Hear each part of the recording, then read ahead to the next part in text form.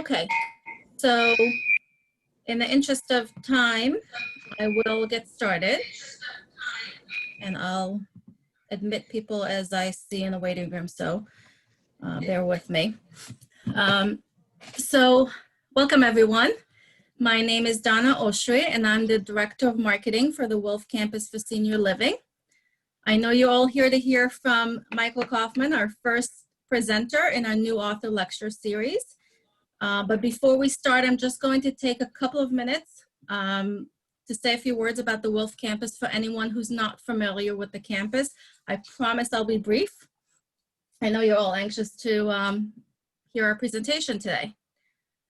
So, let's see. So the Wilf Campus for Senior Living is a nonprofit senior community. We've been around for over 45 years. We're a warm, inviting community that reflects Jewish values and traditions, but of course we welcome people of all faiths. We provide the highest level of care that's based on respect and compassion, and our goal is always to provide a meaningful life for our residents and clients. As you can see, our campus offers a variety of services and programs to the senior community. Stein Assisted Living. So at Stein Assisted Living, our staff combines a warm and inviting atmosphere with personalized and attentive care.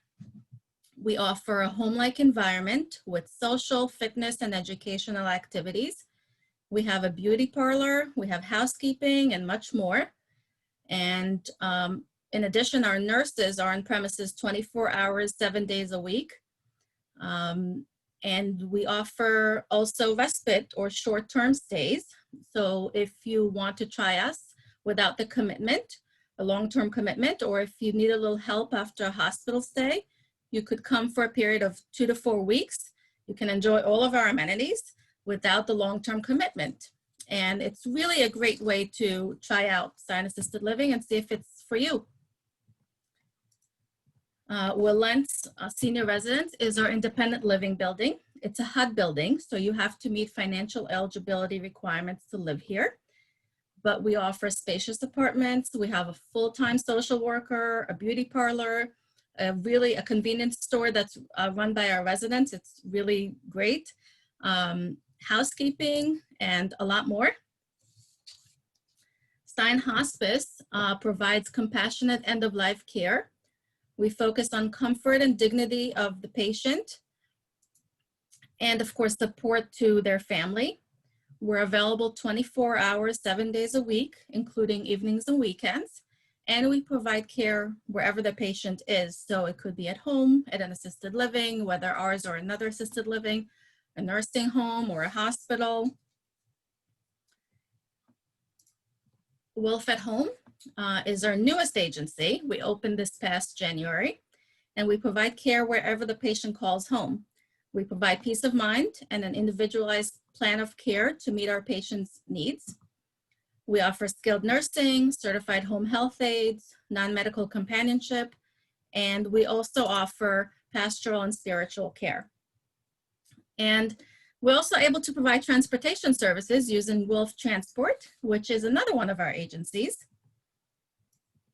So Wilf Transport offers transportation services to seniors and individuals with special needs. We take people to medical appointments, dialysis, shopping trips.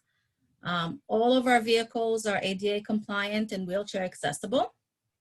And especially now, so many people are worried about using public transportation because of the pandemic.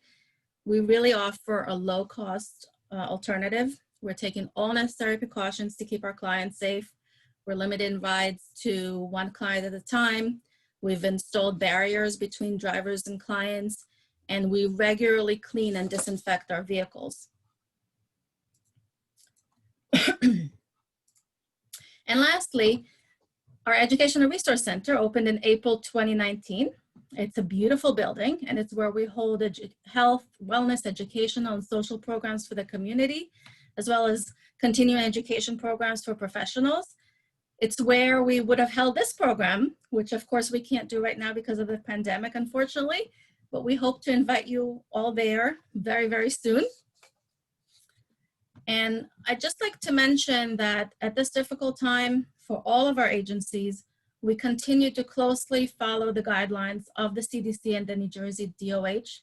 Our staff is constantly trained and updated on safety precautions, protocols, PPE. We're conducting ongoing COVID-19 testing for Wilf campus staff and residents at Stein Assisted Living. And of course, staff and visitors are screened for symptoms when they enter the buildings. Always our primary focus always is the safety and well-being of our seniors. And so finally, I know you're all here for the program, so if you have any questions about any of our agencies, feel free to reach out to me. My contact information is on the screen, and I'll also put it into the chat as well. So we're thrilled to have Michael Kaufman here with us today, author of the Fox and Camel series, which he published a year ago. We're honored that he agreed to be the first presenter in our author lecture series. We're also happy to have Eric Rabinowitz here today, who will be asking questions and moderating the program. A few notes, at the end of the program, we will provide a link where you will be able to order signed books if you wish. And in addition, we will have time at the end for some questions. So if you have any questions, we ask that you please put them into the chat, and we'll do our best to answer as many questions as we can. Thank you again for being with us today. And at this point, I'm going to turn things over to Eric to start our program. Thank you very much, Donna. This is actually an honor for me. Mickey and I have been friends for a very long time. We've been on the golf course together. We've traveled together. And when Mickey asked me to do this, it was like, yeah, of course. I mean, this is, thank you for asking. So, I'm sorry, my phone is ringing. So, I want to introduce our author for today, Michael A. Kaufman. So that's the first thing. I didn't know for years that Mickey's first name was Michael. So I'm learning some things even just reading the intro here. Is the author of the Fox and Camel series of children's books, and is a retired corporate lawyer who spent the majority of his professional career at Johnson & Johnson. He had a lot of fun telling stories to his youngest child, Andrea. Whenever they went on trips, he kept her entertained by telling her these wonderful stories that have been committed to writing. Demands of corporate work left no time for that, but after retirement, Andrea, by then a college student, reiterated her suggestion. The suggestion was appealing since by then the Kaufmans had become grandparents. While the original stories were lost, the concept was there, and the urge to write new ones led to these stories. The books are actually very loosely based on events that occurred to the author or to the members of his family. What's especially interesting is that Mickey was born in Hungary and came to this country in 1956 during the Hungarian Revolution. And some of the stories are affected by his early life experiences, which came through in these stories. He and his wife, Cheryl, make their home in East Brunswick, New Jersey, and like to vacation in Colorado. The first 7 books were compiled in 2019, and a book launch was held at their home in September 2019. A coloring book has recently been added to the series, all of which may be seen and purchased at his website, which is www.fox, the letter N, camel, camel.com. The Kaufmans have 4 grandchildren who absolutely love these books, as do the grandchildren, should turn off my phone, as to their friends and other family members love the books also. Mr. Kaufman collaborated on this project with Lorraine Day of Day Studios. Miss Day is a professional artist. Her illustrations of the characters make these books come alive. So welcome, Mickey, and we're going to have just a little discussion about these wonderful books. I've actually read the books myself and actually read them to children as well. But my first question is, I'm very curious, like there's not anything that's more opposite in my book of being a corporate attorney where you're dealing with all these serious types of issues and then deciding to write a series of children's books. I've heard of midlife crisis, but this is a little bit extreme, don't you think? How did this all come about? How did you go from corporate attorney, retired, to writing this wonderful series of books? Thank you so much for that extensive introduction. And thank you to Donna and the Wilf campus for hosting this event and selecting me to be the lead author for the series, which I hope will become very successful. And I hope in the future we'll be able to gather in the Education and Resource Center recently built on the campus, which is a beautiful facility. In answer to your question, your first question, Eric, it didn't just happen. Writing was something that I had wanted to do for a long time. Mm-hmm. And when I started approaching retirement age, I started thinking about the next phase of my life, and this was definitely one of my 5 objectives. Writing. I hadn't done any writing, but as I had a lot of experience in writing verses with a friend of mine in Johnson & Johnson in the law department. Mm-hmm. His name is Bob Zaka, and he was an English major at Rutgers, and his father was a professor there. And Bob became a very good poet. In fact, he's quite accomplished and has published some of his works. So Bob and I would send back little verses to each other, and I kind of got a chance, I would say over 10 years, to practice writing at the poetry level. He, of course, was much better than I, but I learned a lot from reading his. And it's like anything else. If you do it, you get better at it. And so I found that I liked doing it. And if you read my books, you'll see that in each of them, there's a poem. I hope you like the poems. Some of them I particularly like. And so it was an evolving situation. It wasn't something that I said one day that, okay, well, I'm no longer a lawyer, now I'm a writer. So tell me about what you did with Andrea. So you used to make up the stories on Fox and Camel. Is that the actual stories that we now see in the first 7 books? Are they the actual stories that you used to tell to Andrea?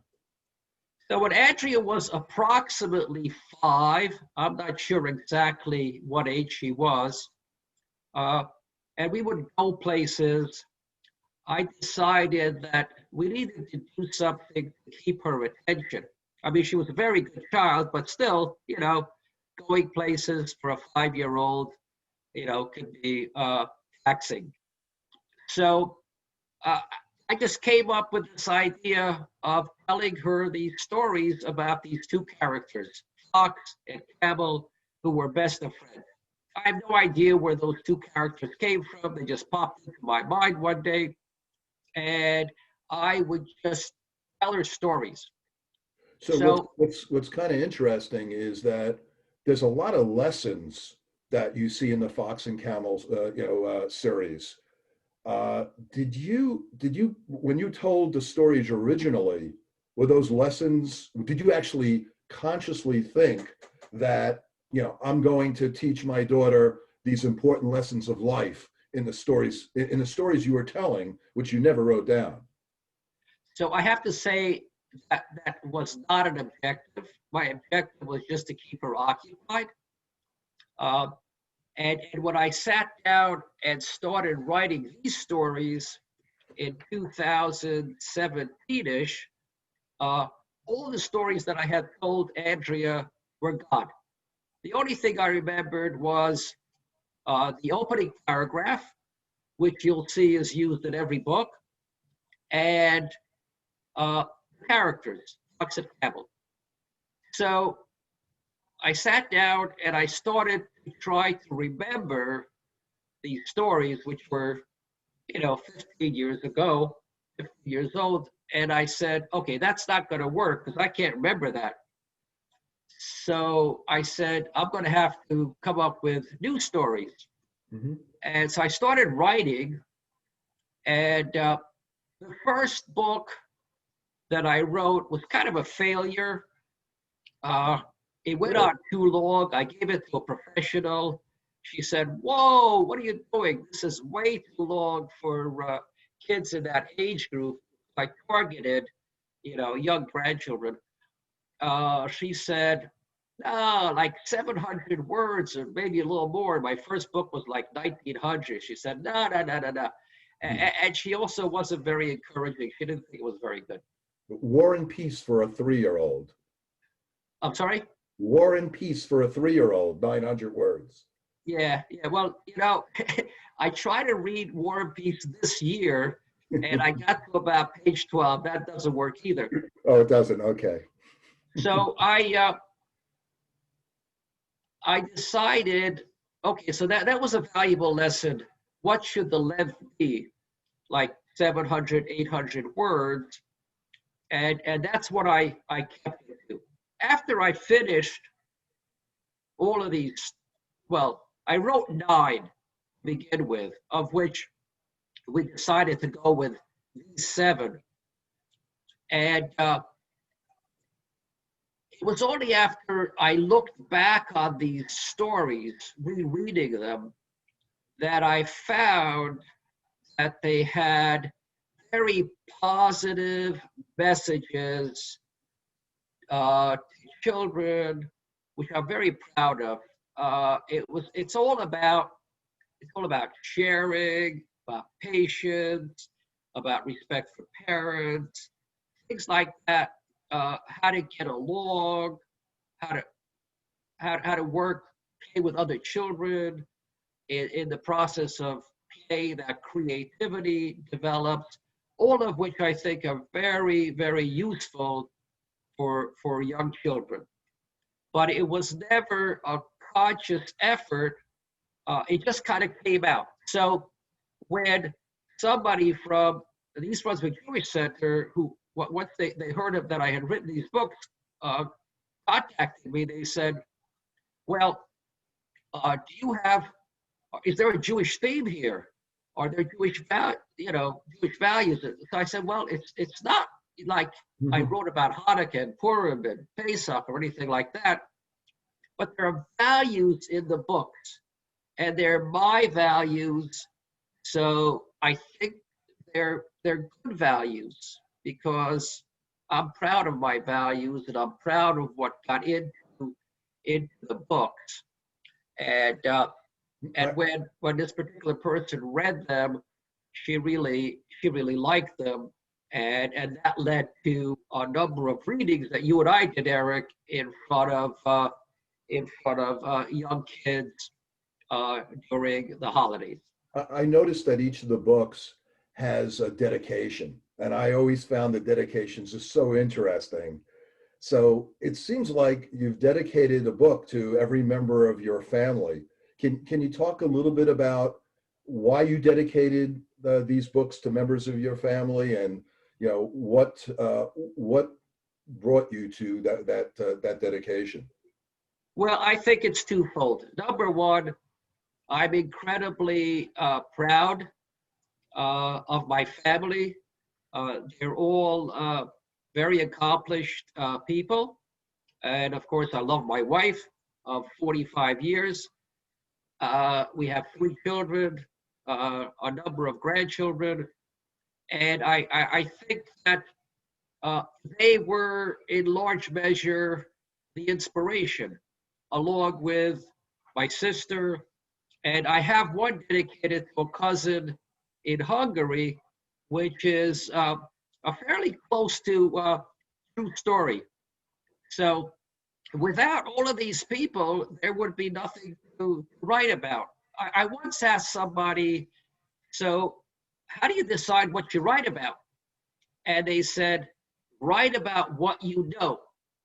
And that was really what was the driving force in the creative process. Write what you know. So I didn't have to think too hard. yeah, one of the things that early on when we first got to know each other, we used to drive to the East Brunswick golf courses. And by the way, Mickey's a much better golfer than I am, and we're both pretty bad. And what I cherished most about those trips was your story about your childhood and coming from Hungary. And I'm curious, you talked about that in the very beginning. I talked about it a little bit in your intro, but I'd really like to delve into that a little bit more. How did your early life in Hungary impact these books? How did it come through in these books? Well, of course, there's one book that is very autobiographical. The one day I was 8 years old, and I was home alone, ready to go for my weekly piano lesson. And I left the house, and my father sees me walking a different direction than where he was coming from. And he yells out to me, Mickey, where are you going? So I said, I'm going for my piano lessons. And he said, you don't have to go today. I said, yes, that's wonderful. I went back to the house, and my parents and my aunt, my mother's sister was there. We started packing. And I'm trying to figure out what the heck is going on. Why is everybody packing?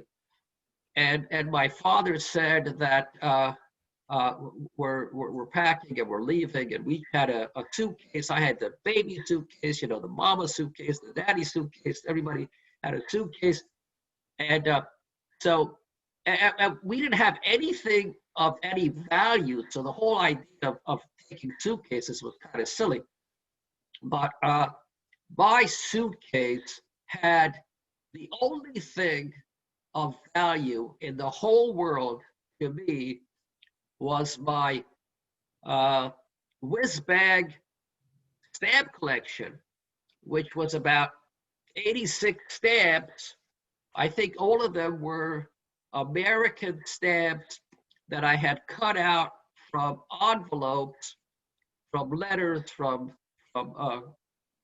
aunts and uncles and everything that we had, mostly in the Bronx. And I put them together in this album, which, I treasured. I owned nothing else. I had no toys, no nothing. So my aunt comes along and she said, there's no room for this. And she took it out. And so it kind of broke my heart, but I'm a bit of a stoic, so I didn't say anything. And, for years, I was bemoaning the fact that I had to leave this valuable thing behind until one day, my sister Kathy, for one of my milestone birthdays, bought me a set of French cufflinks with Hungarian stamps on it. And that kind of put an end to the self-pity.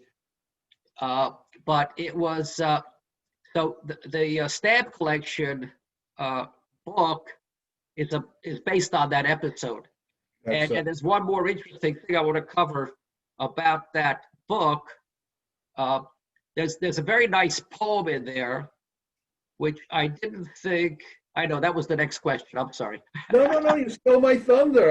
I was going to Okay, read the poem. ask your question. Ask your I'm going question. to read the poem. I had it. That's why you saw me turning pages. But I did want to make a comment. I never saw you play the piano, so I'm guessing that the whole piano lesson thing didn't quite work out for you.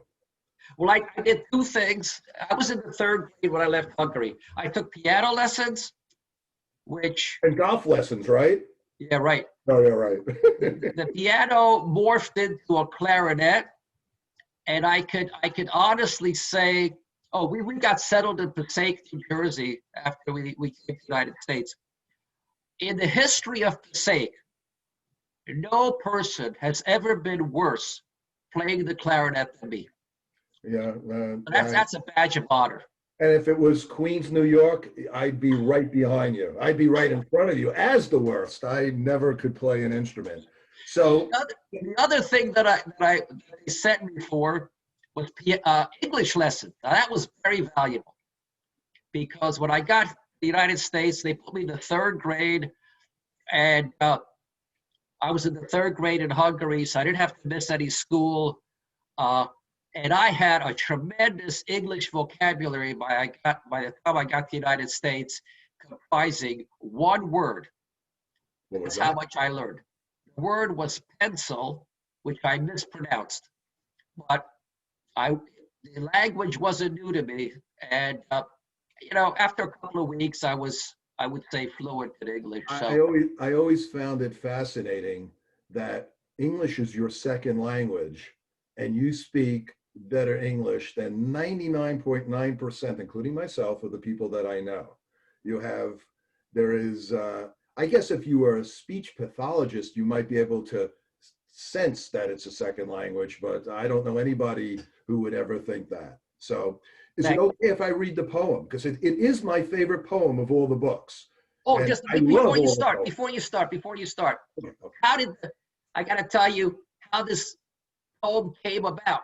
Oh, okay. There's a story to the poem. Excellent. There's a story to the poem, and it's kind of a strange story, but it's true. So one night after I wrote the story without the poem, I woke up in the middle of the night, and it was like 2:30 or 3 in the morning, and this whole poem was in my head. It Really? just came to me, the entire poem. And I said, I better get up and write it down because there's no way I'm going to remember this in the morning. I got up out of bed, wrote down the poem, and in the morning I said, thank God I got up because I never would have been able to recreate this. But I had a lot of hesitation putting it into the book because of how revealing it was. And you'll see when Eric reads it. I think it works. So it's a great poem, but my question for you is, so you wrote this poem in the middle of the night. You can actually read your handwriting being half asleep and writing the poem? That would be my biggest challenge. You typed. You actually got to the computer? Boy, this poem has new meaning to me now. So 96 stamps, hardly a collection, no intrinsic value, nothing of great distinction, except at the age of 8, my sole and exclusive possession. 96 stamps, hardly a collection, left behind, according to my recollection. It was in my suitcase, but removed over my objection. There's no space for that, so it was discarded, left behind just before we departed. Of no value to anyone else, but to me, a beautiful possession. We made it to freedom, my suitcase and I. Everything else we left behind, including my one valuable possession, my 96 stamp collection. The end. Isn't that wonderful? That is a wonderful poem. It brings a tear to my eye, and it is a fantastic poem. And Stamp Collection is one of my favorite books. I absolutely love them all. So let's get back to this creation of this series. I understand there's a story to finding Lorraine Day, your illustrator. Can you tell us a little bit about the difficulty of doing that? I would say finding Lorraine took probably more time than writing the stories. While I was writing the stories, every friend that I ran into, I said, "You know any illustrators? Do you know any illustrators?" And most of them, a few of them did. I followed up on leads, but they either weren't interested in the project, or this was not their thing, or whatever. So one day I hit upon Lorraine. Actually, before that, I was told that the way these things are done is you write your book, you send it to a publisher, they find an illustrator, they merge the two. And I said, I'm not doing that. I'm not doing that. I want to control the artistic effort here, and I want to say what I like in terms of illustration. So I found Lorraine, and I told her what my books were about. And she said, I could see how these characters would be reacting as the events unfolded. So one day she sends me the two characters, Fox and Camel. Well, I fell in love with them. I thought they were great. And then in the books, she had these, she created these wonderful expressions on the faces of Fox and Camel and their friends, Tom the Turtle and Slider and all these other characters, and the grandfather, the father, the mother, the baby. They all have faces that express what's going on in the story. So that started the relationship, and I'm very pleased with what she came up with, because 700 words is not a lot, but when you add the illustrations to it, now you have a book. And I hear also that the author frequently puts themselves in their own books. So, I've known you a long time. I'm not going to tell you, but Fox or Camel, what is Mickey Kaufman? Well, one is certainly my avatar. Which one? I'm not guessing, and we're not going to take a vote here. No, it's Camel. Ah, okay. I mean, Fox he's way too sly, way too smart, and I'm just kind of going through life learning.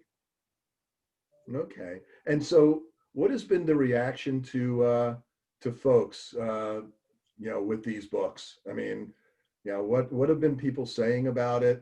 And more importantly, what have the kids been saying about it? So, when I finished this, I had no idea what the reaction would be. I never expected this or pretended that this was any, significant work of literature or anything like that, even children's literature. So I just gave some books to friends and waited to see how it played out. So a number of close friends said to me, "Hey, these are really good."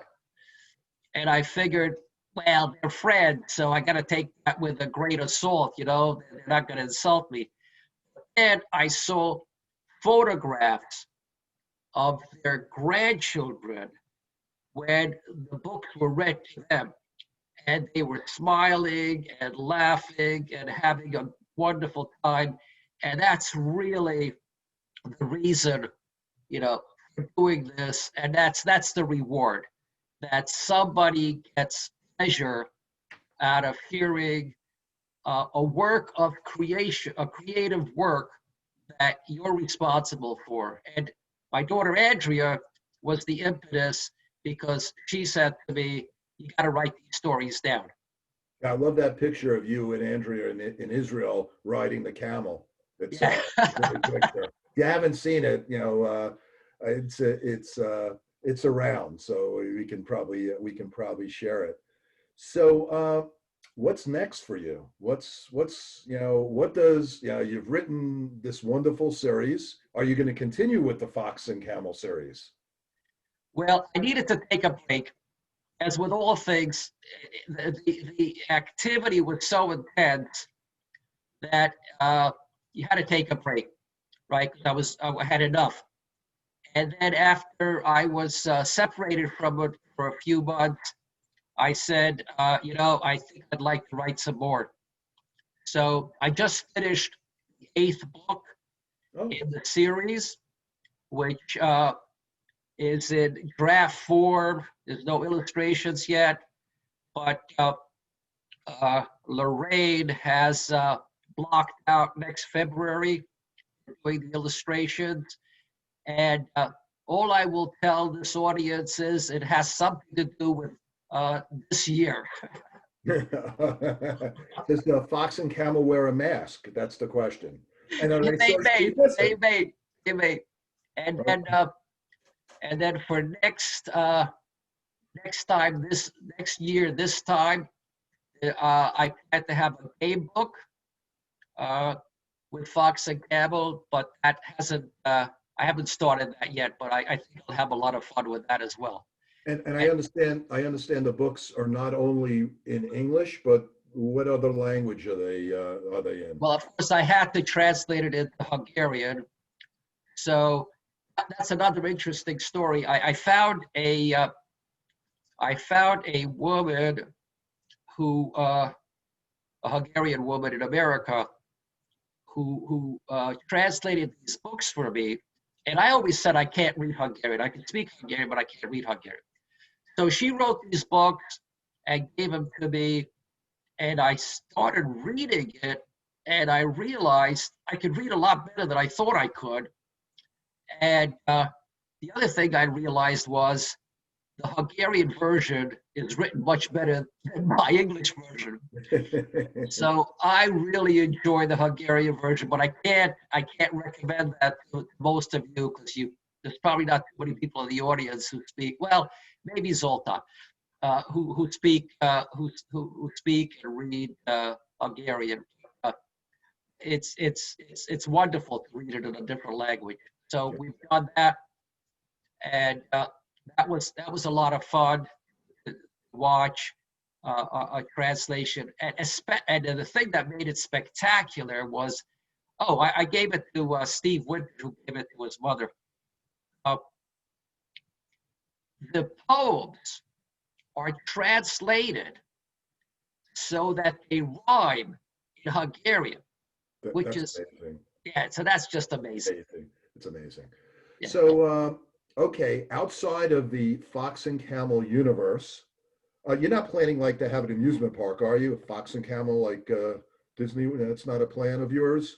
I mean, you have such great plans. I could see, the Fox and Camel slide and water slide and all that. Is that in your plans? No, I do have the characters, Fox and Camel, although I'm not selling them. There they are. There they are. Those are actually that's perfect.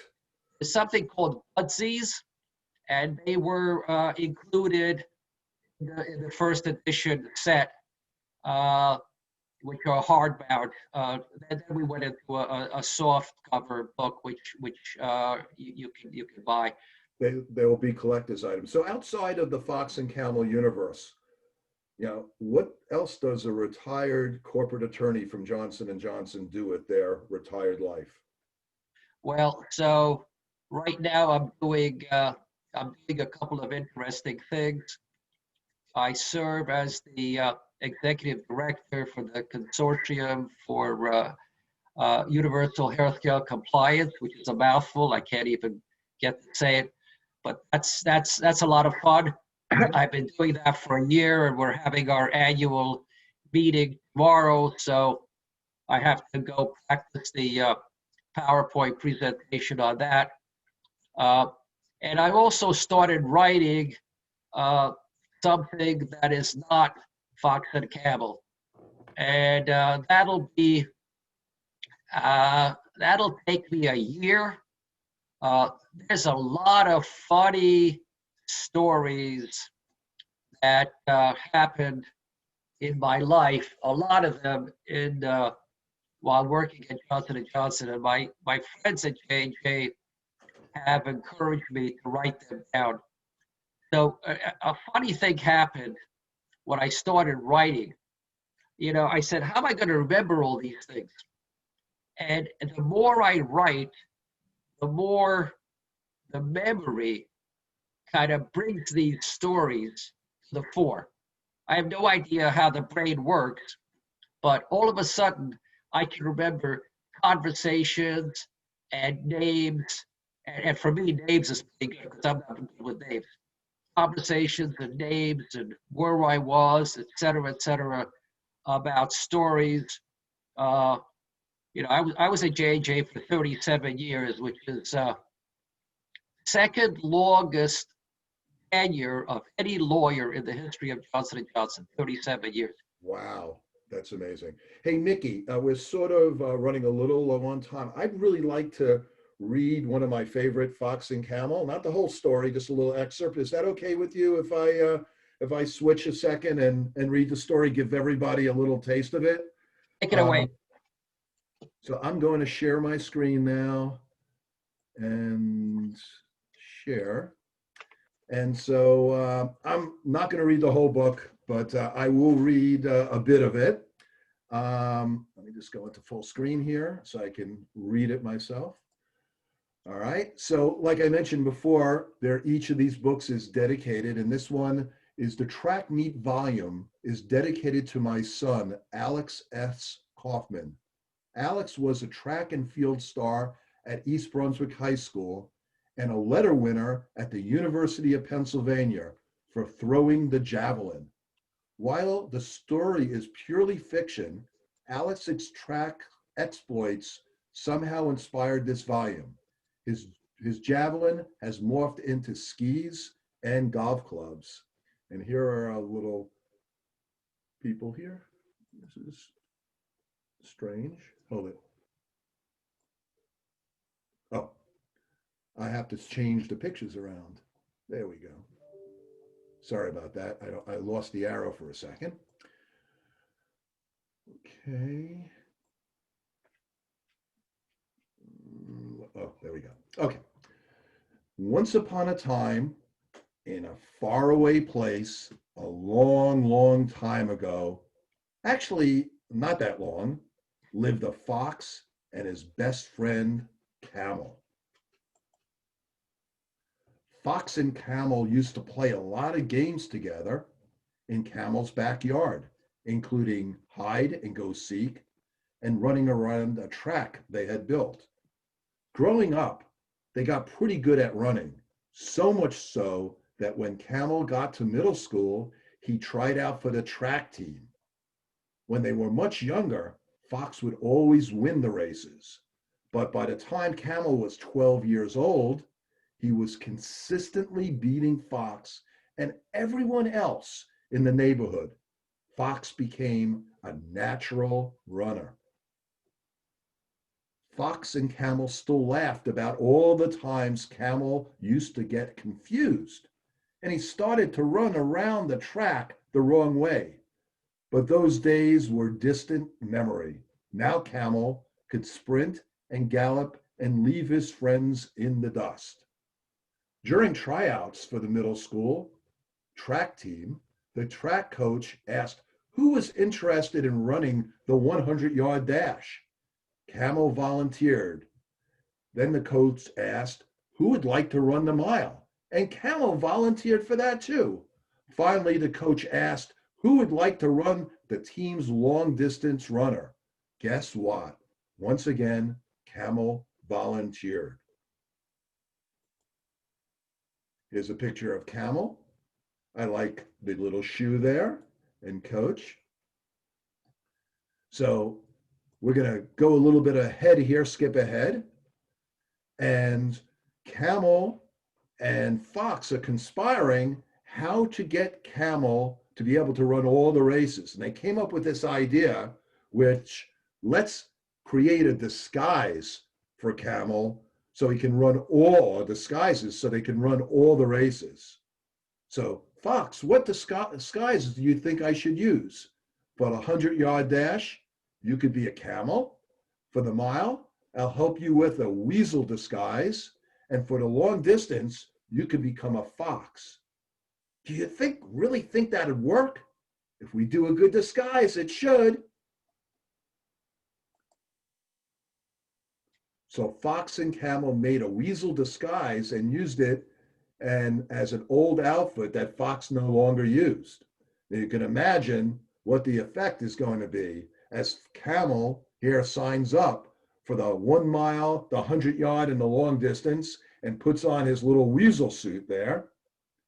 And he becomes a weasel. But in the middle of the race, he gets so enthusiastic about winning, he loses his disguise and he gets found out. And the coach, as any good coach would do, calls Camel out. Well, coach, I was just trying to show you that I can run the 100-yard dash and the mile.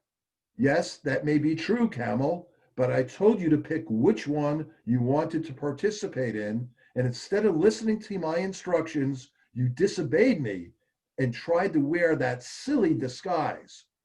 What do you have to say for yourself, Camel? I'm just trying to show you what I could do, coach. Notice the lessons that are embedded in these stories.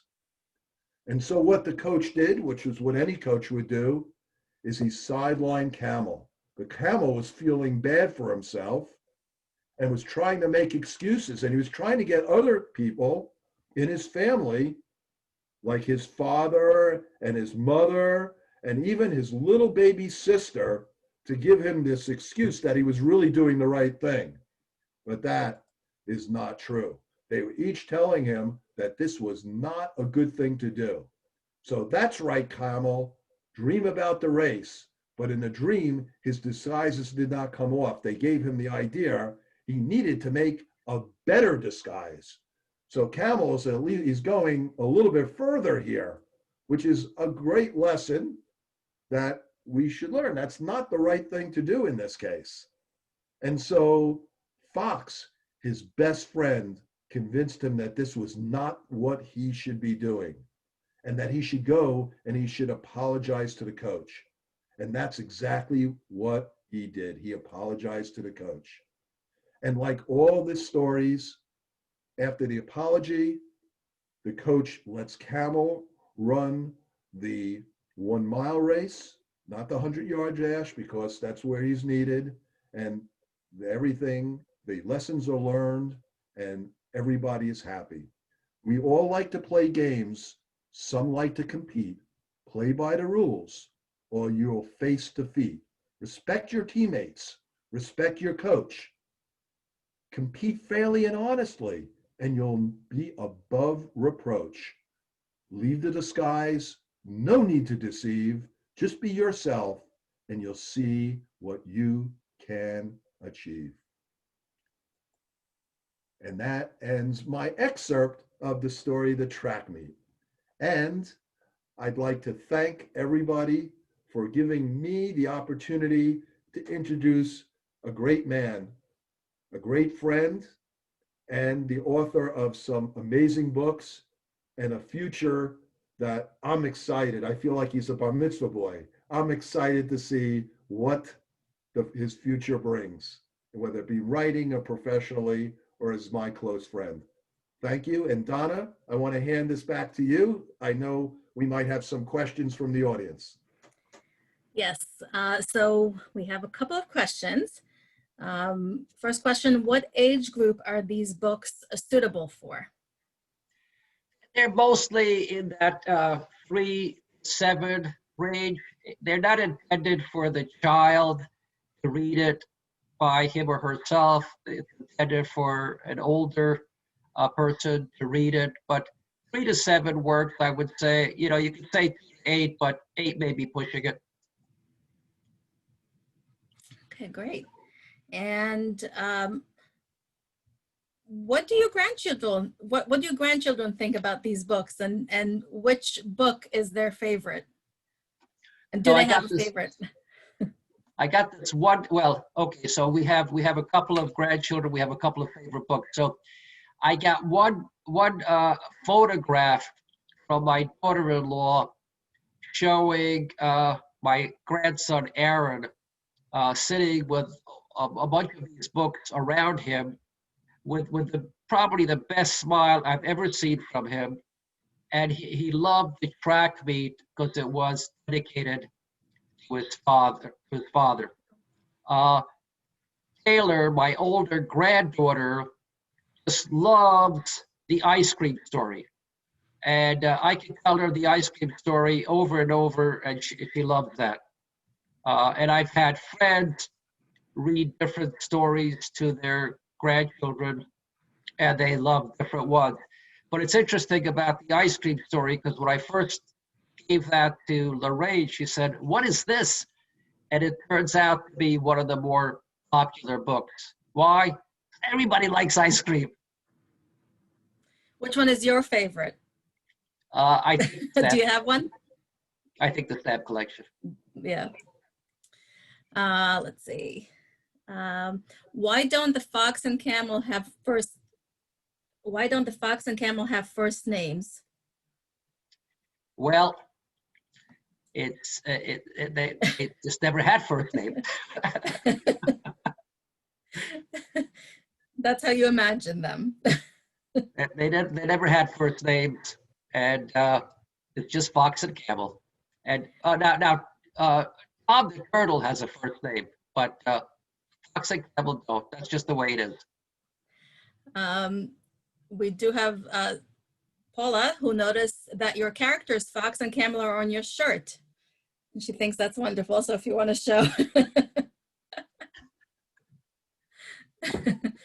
Let's see. There's a story behind this too. There's a story behind everything. So behind the shirt? Yeah, there's a story.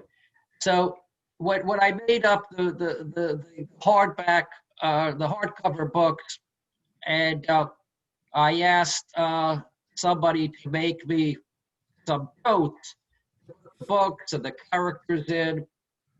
The coat that I had picked out was on back order. And I called, I said, "Where are my totes? I'm going to have an event here in 2 weeks. I need these totes."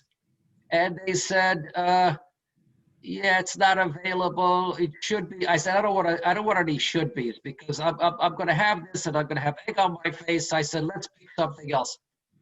So we picked something else, which served us well, and they felt badly because there was a delay, and they said, "What can we do to make it up to you?" And I said, "Make me a shirt with Fox and Camel." And so that's what we have, by Fox and Camel. It's one of a kind. You can't have it, but it's got the perfect colors from Fox and Camel. And every time I do one of these presentations, it's what I wear. And I also wear my trusty University of Pennsylvania hat with a red and blue peak. That's great. That's great. Let's see, one more question here. You mentioned, you mentioned that you just completed book number 8. How many more do you think you'll write? And will they come out in a collection set like the first set? No. I think they'll come out onesies. You know, it's you know, I don't have a contract with a publisher, so whenever it moves me, I sit down and write. This one I sat down and I wrote, and so I'm going to be working with Lorraine to get it to look like something.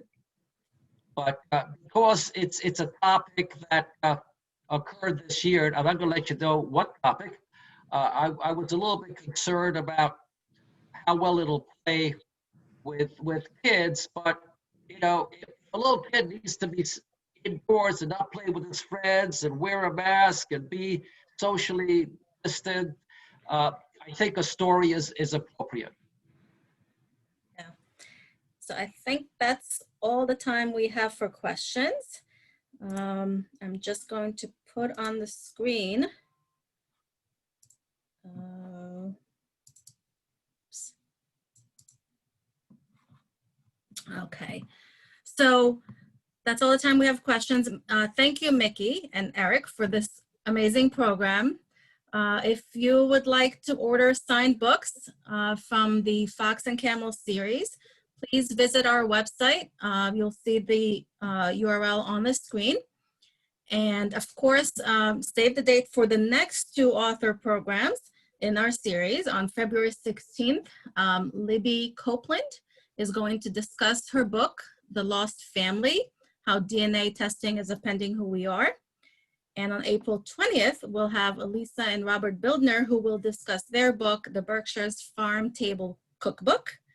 And information about registering for these 2 events will be available on the website as we get closer to the events. Once again, Mickey and Eric, thank you so much.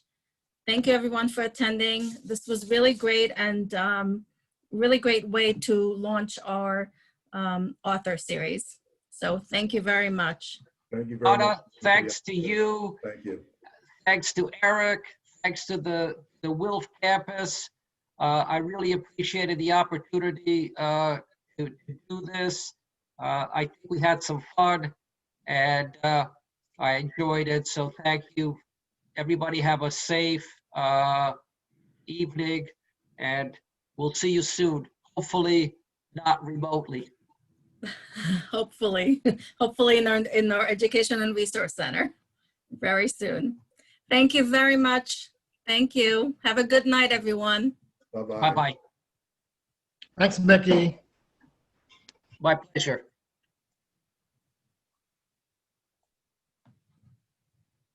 Okay.